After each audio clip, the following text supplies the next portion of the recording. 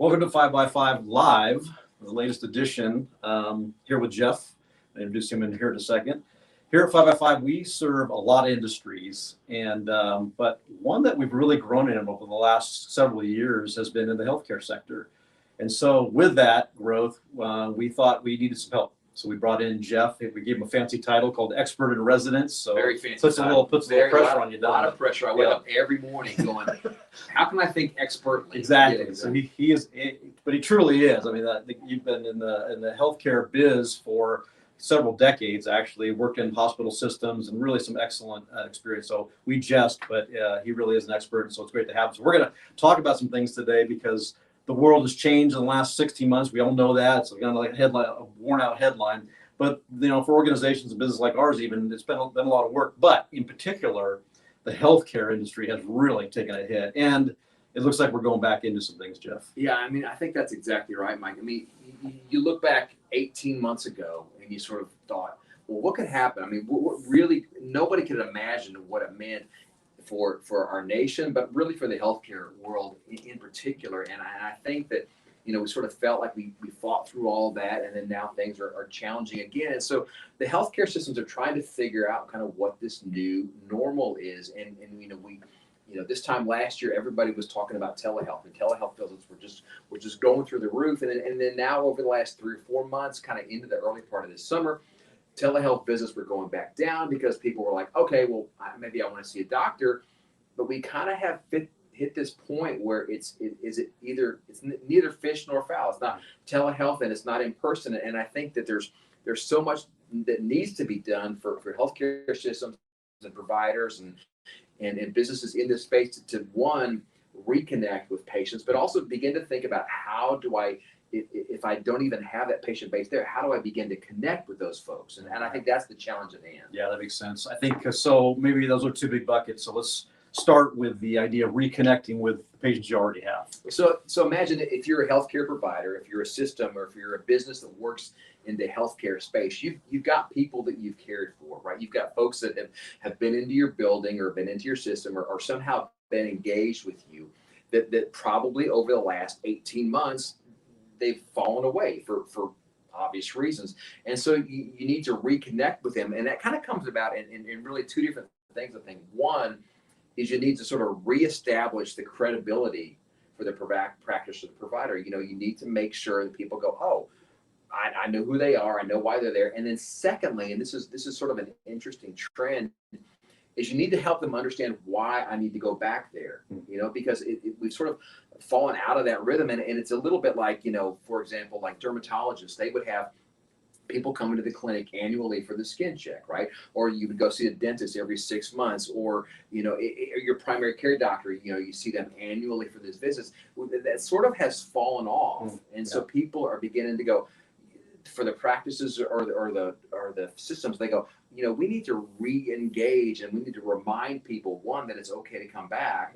And secondly, why would I come back? Yeah, you're right, Jeff. That makes sense. And I think that's interesting because people are really astute, right? They're looking at things online. And you think about, we're a digital marketing company. The fact is they're looking at your websites, your emails, the news, all the things. We'll talk about that a little bit more later. But the idea is if you're not communicating well within those particular vehicles to your current patients, you're gonna miss out some stuff, right? They may not reconnect. That's right, and they may not come back because the idea is, I think, and I've talked about this before, you have to communicate with people the way they're used to being communicated to. And so we have this entire generation, starting with the digital natives and then going back to the old guys like you. I mean, not me particularly, but the older guys. And I mean, for you, I mean, you're used to like smoke signals and that kind of stuff. I am used to smoke signals. I still do them, actually. Exactly. I can tell my wife what I want for dinner tonight. Exactly. But the idea is we have to help people begin to engage with those systems. And the idea is that you sort of move from this standpoint of why do I need to go there, and then how do I get back, and how do I get back safely? And so one of the things that they're sort of, and kind of the reconnection is important because you've got these healthcare communities that are sort of built on this volume. And if we don't do that, then we're going to end up with providers that are struggling. Oh, yeah, makes sense. Wow, that's good. So let's talk about then connection with potential clients or clientele or patients. You want new people in your practice, right? You want new people to come in and participate and be taken care of, right? So what about them? Well, that, I mean, it's the same and different, right? You know, instead of just sort of with the reconnecting, you can tell your story and then give them sort of this call to action why they should come back in. With new patients, there's a little more hesitation, I think, than there was 18 months ago. And so it used to be you could sort of go from sort of waving your hand and sort of creating some awareness, and they would move straight to an appointment. Right now, because of all that's happened over the last 18 months, because of concerns about the healthcare system, because of concerns about going into the doctor's office, there's sort of a middle step that wasn't there as much as there was 18 months ago. So you start with awareness, you know, you wave your hand and say, hey, we're over here, we do this and this and this. And then secondly, you have to establish some credibility because people have to go, is it worth it? You know, it's sort of a risk reward thing, right? You establish that credibility and then you move to the appointment. Gotcha. Well, that's good. Why don't you expand a little bit more on that? That's interesting. Well, I mean, because what's happened is people have become uncomfortable about going to the doctor, right? Yeah, We've spent the last 18 months, you know, you see all these horrible pictures from the hospitals, and you hear about physicians' clinics not having the staff and not having the supplies. And so we've spent a long time telling people that, you know, gosh, this is a real mess. And we're having even some of that again, right? You hear about the challenges in other states, and people are like, oh my gosh, you know, I mean, you never schedule an emergency, but people are concerned. You know, it's not just COVID. What if I have a stroke? What if I have a heart attack? What if I'm in a car accident? All these sort of things. And so that pressure is overlaying all of that. And so people have begun to just be very, very cautious about engaging with the healthcare community. That's really interesting. Yeah, that makes a ton of sense. Well, so we got so I guess we're at this point. You know, what do you do? Right. You know, what do you do? How do you do it? I guess that's where we're at. Right? Yeah, and it's a little bit different for both.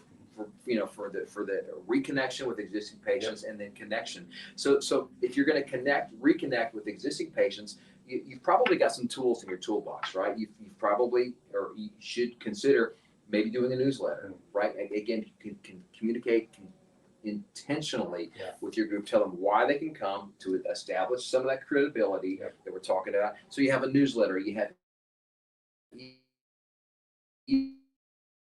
you can do direct mail. I mean, I hear from folks that are really being very intentional about reaching back out. And like in the case of the dermatologist, you know, you got folks that have not had those appointments for a year, and sure, it makes sense from a business standpoint to circle back, but more importantly, it makes sense from a healthcare standpoint, right? And I think that's one of the things we're going to see that's going to be another trailing indicator.